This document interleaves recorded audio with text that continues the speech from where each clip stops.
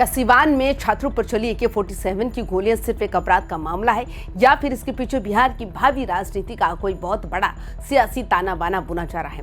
आखिर जो तेजस्वी यादव मानसून सत्र के दौरान पूरी तरह खामोश और परिदृश्य से गायब नजर आ रहे थे, वे अचानक 19 अगस्त को लोक भवन और राजभवन के घेराव के लिए सड़कों पर उतरने को मजबूर क्यों हो गए हैं? क्या तेजस्वी यादव का यह अचानक जागा आंदोलनकारी रूप सिर्फ पीड़ित छात्रों को न्याय दिलाने की लड़ाई है या फिर बांकीपुर उपचुनाव में प्रशांत किशोर की ऐतिहासिक जीत ने राष्ट्रीय जनता दल के उस एकाधिकार को हिलाकर रख दिया जिस पर तेजस्वी अब तक बेफिक्र बैठे थे? और सबसे बड़ा सवाल यह है कि क्या 30 सालों से बीजेपी का अवैध किला मानी जाने वाले बांकीपुर सीट पर पीके की एंट्री ने एनडीए और आरजेडी दोनों के ही होश उड़ा दिए हैं? नमस्कार, आप देख रहे हैं YBN बिहार झारखंड। मैं हूं आपके साथ मुदिता त्रिपाठी। हार की राजनीति में इन दिनों एक ऐसा उबाल देखने को मिल रहा है जिसकी तपिश ने सत्ता पक्ष और विपक्ष दोनों के ही पसीने छुड़ा दिए। सीवान में बेखौफ अपराधियों द्वारा निर्दोष छात्रों पर AK-47 जैसे घातक राइफल से ताबड़तोड़ गोलियां बरसाने की जो रूह कपा देने वाली वारदात हुई, उसने पूरे सूबे में कानून व्यवस्था की पोल खोलकर रख दी। पुलिस महानिदेशक यानी DGP को ज्ञापन सौंपने के बाद भी जब इस संगीन मामले में ठोस जमीनी कार्रवाई होती नहीं दिखी, तो अब नेता प्रतिपक्ष तेजस्वी यादव ने आर पार की जंग का ऐलान कर दिया। 19 अगस्त की तारीख तय हो चुकी है जब तेजस्वी यादव हजारों समर्थकों के साथ सड़क पर उतरकर राजभवन और लोक भवन की ओर मार्च करेंगे और सीधे महामहिम राज्यपाल के हाथों में अपनी मांगों का पुलिंदा सौंपेंगे। लेकिन जरा ठहरिए, क्या ये लड़ाई सिर्फ सीवान की उस वारदात के खिलाफ एक नैतिक विरोध प्रदर्शन है? राजनीतिक चश्मे से देखने वाले विश्लेषकों का मानना है कि इस पूरे मामले की असली पटकथा सीवान में नहीं बल्कि पटना की बांकीपुर विधानसभा सीट के नतीजों में लिखी गई।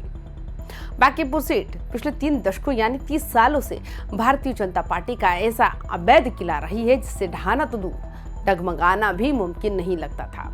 लेकिन हाल ही में हुए बांकीपुर उपचुनाव में जो नतीजा आया उसने बिहार के सियासी पंडितों के होश फाख्ता कर दिए। प्रशांत किशोर की पार्टी ने बीजेपी के इस मजबूत गढ़ को ढाते हुए एक ऐसी ऐतिहासिक और अप्रत्याशित जीत दर्ज की जिसने सत्ताधारी एनडीए में खलबली मचा दी। अब जरा सोचिए, 2025 के विधानसभा चुनाव के झटके के बाद तेजस्वी यादव शांत बैठे हुए थे। बिहार की राजनीति में ये धारणा मजबूत होने लगी थी कि एनडीए को सीधे चुनौती देने वाला विपक्ष अब सुस्त पड़ चुका है। लेकिन बांकीपुर में प्रशांत किशोर की इस धमाकेदार एंट्री ने आरजेडी के खेमे में एक बहुत बड़ा सवालिया निशान खड़ा कर दिया। अगर प्रशांत किशोर जमीन पर उतरकर बीजेपी की गढ़ को सेंध लगा सकते हैं, तो बिहार का मुख्य विपक्षी दल आरजेडी और उनके युवा नेता तेजस्वी यादव कहां हैं? यही वो सबसे बड़ा राजनीतिक खतरा है जिसने तेजस्वी यादव को घर से निकलकर सड़कों की धूल फांकने पर मजबूर कर दिया। वरिष्ठ राजनीतिक विश्लेषकों को और जानकारों की माने तो प्रशांत किशोर की इस उभरती हुई ताकत ने तेजस्वी यादव की नेता प्रतिपक्ष वाली छवि और एकाधिकार पर भी सीधे हमला बोल दिया है। आरजेडी को साफ दिखने लगा है कि अगर वे अब भी खामोश रहे तो एनडीए विरोधी वोट बैंक और युवाओं का भरोसा धीरे धीरे प्रशांत किशोर के पाले में खिसक सकता है। बांकीपुर के चुनाव में तेजस्वी की ओर से प्रचार में जो थोड़ी सी देरी हुई, उसका सीधा असर उनकी पार्टी के कैडर पर दिखा।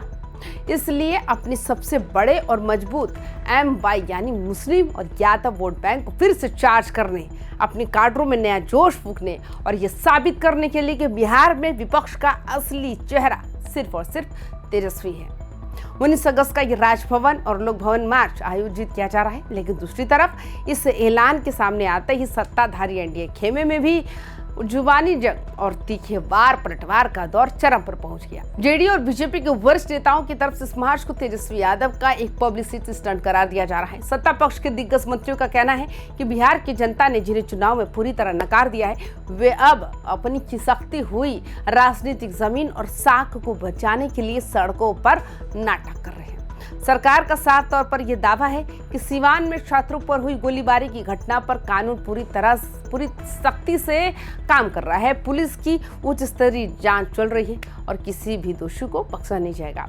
इसके साथ ही हाल ही में आरजेडी का साथ छोड़कर बीजेपी का दामन थामने वाले प्रवक्ताओं की माने तो तेजस्वी का ये शक्ति प्रदर्शन दरअसल आरजेडी के भीतर पनप रहे भारी असंतोष और आने वाली एक बहुत बड़ी संभावित टूट को दबाने की एक नाकाम कोशिश है।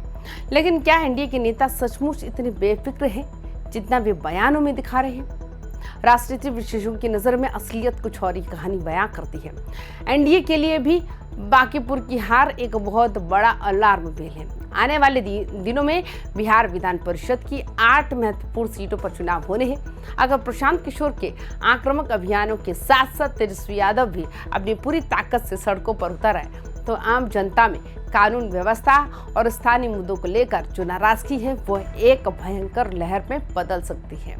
मुख्यमंत्री स्तर के नेताओं का मानना है भी इस रणनीति का हिस्सा है कि लोकतंत्र में विपक्ष का काम आंदोलन करना ही है, लेकिन अंदर ही अंदर एनडीए रणनीतिकारों को भी इस बात की गहरी चिंता सता रही है कि अगर विपक्ष के दोनों धड़े एक साथ मजबूत हुए तो इसका सीधा नुकसान सत्ता पक्ष के वोट बैंक को हो सकता है।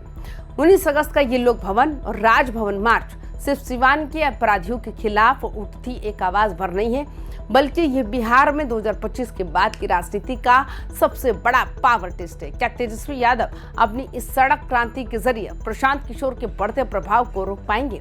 क्या वे अपने कैडर में फिर से वही 2020 वाला आक्रामक जोश भर पाएंगे, या फिर एनडीए का चक्रव्यूह और पीके का नया राजनीतिक प्रयोग तेजस्वी के इस दाम को भी बेअसर कर देगा? तो आपको क्या लगता है, क्या तेजस्वी यादव का सड़कों पर उतरना बिहार में विपक्ष को फिर से एक नई दिशा देगा, या बांकीपुर की जीत के बाद अब बिहार का असली विकल्प प्रशांत किशोर बनते जा रहे हैं? अपनी विवाक राय नीचे कमेंट सेक्शन में जरूर बताएं। तमाम खबरों के लिए देखते रहिए वाईबीएन बिहार झारखंड। नमस्कार।